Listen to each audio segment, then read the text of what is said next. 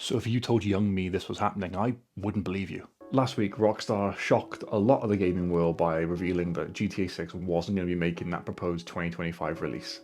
And yet, it was upsetting. It was kind of foreseen, given the fact that we knew very little about the title aside from the first trailer that we'd seen.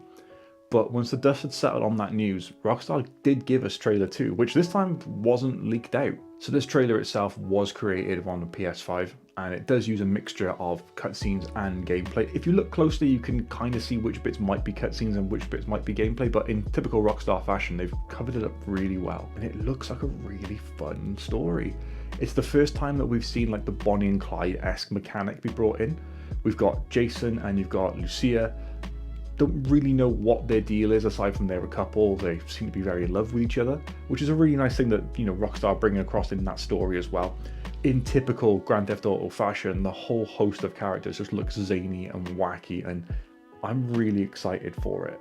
Vice City is a game which holds a special place in a lot of gamers' hearts, and I can remember playing it when I was a kid, way before I turned 18, probably explains a lot. I can remember playing it on my PC for hours, and it got to the point where I would just ride around in the city and just listen to the radio stations.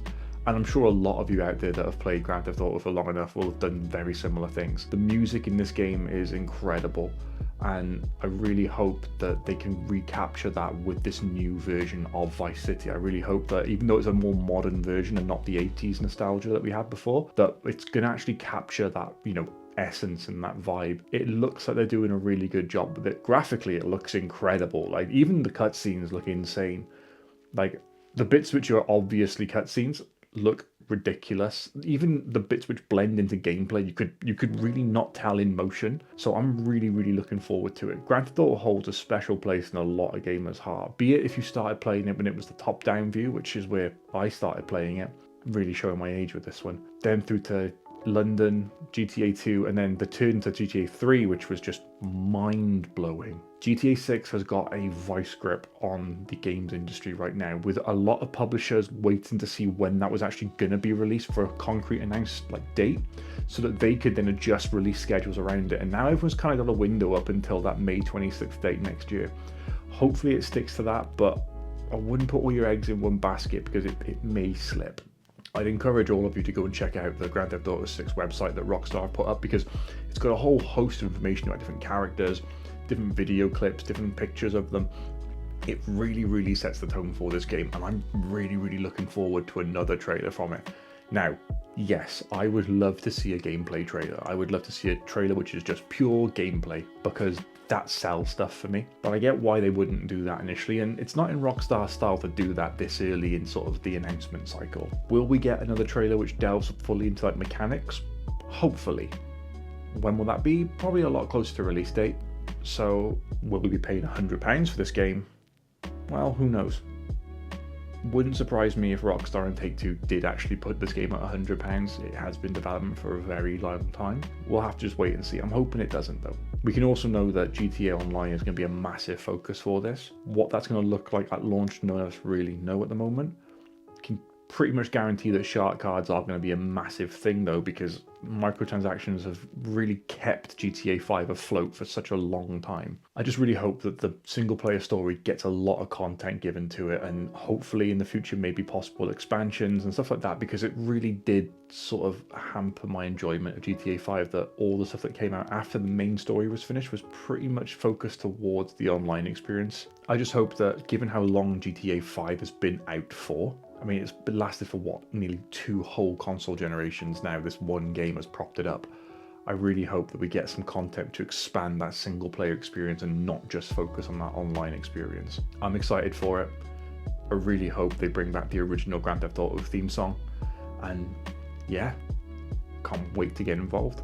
Other news that was given though was that Gears of War is coming to PlayStation. Now, I remember playing the original Gears of War on my PC using Games for Windows Live, and if any of you have ever suffered Games for Windows Live, you'll understand why it sucked so much.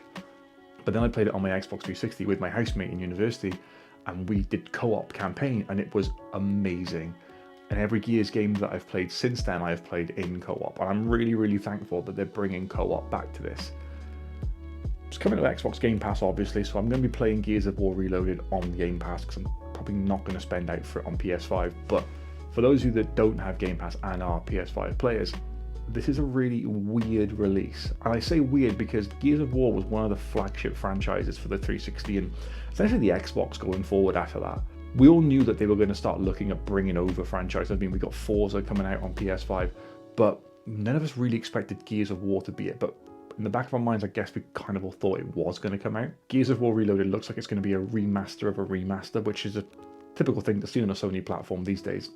Last of Us, I'm looking at you. Having seen some of the information on the game and how it's going to be improved incredibly on a visual standpoint, it's going to be really fun to see a franchise, which means a lot to people, brought back into the modern era in a really good way.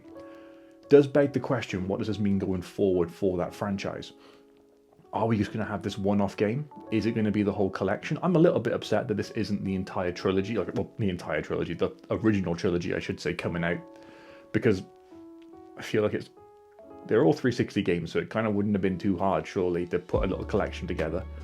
But it all depends on what they've done to make this reloaded version. But yeah, it does beg the question, what's going to happen with E-Day? Is that going to be a multi-platform release on launch, or are we going to have to wait for that, or what's going to happen there? I'm edging towards that game coming out on multiple platforms at launch. Wouldn't surprise me if there's a little bit of a delay, though. If they do give us Gears of War 2, though, I'm really not looking forward to reliving that scene with Dom's wife in 4K. Marcus, I don't know what to do. I don't know what to do, man. No.